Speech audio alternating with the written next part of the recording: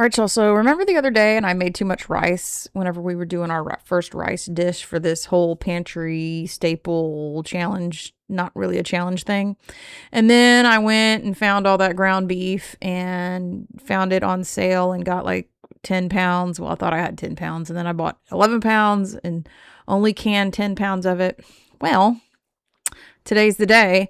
We are making fried rice. What I have put in here so far is rice, sesame oil, rice wine vinegar, and I'm getting ready to dump in all of the hamburger that I had left over.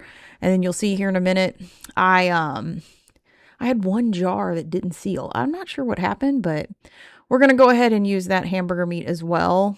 And we're just going to toss all that in. So excuse the camera shakes, y'all. I have to remember to put my weight on the bottom of this camera on this tripod so it doesn't move around.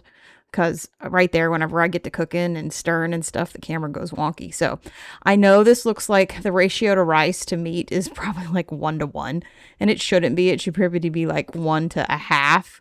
But that's what we had and we needed to use it up. So we're making some very, very meaty fried rice.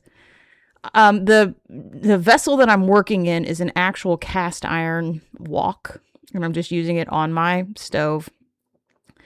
Nothing too crazy. If you've never tried Chinese 5-spice, I highly encourage you to try that blend. It is very, very good. Greg will attest to it. He doesn't like trying new things, and whenever I swung the Chinese 5-spice on him, he's like, yep, that's a keeper. Simple bag of peas and carrots into the mix, and then this is where the rice starts to cook and get all nice and brown and lovely. The last thing I do is I add a couple of eggs in the bottom of this, just scramble them up and kind of like intermix them in with all the meat and stuff. And I just do it right there and just make it a part of the meal. It only takes a couple minutes. I think the whole process time for this meal was like 15 minutes.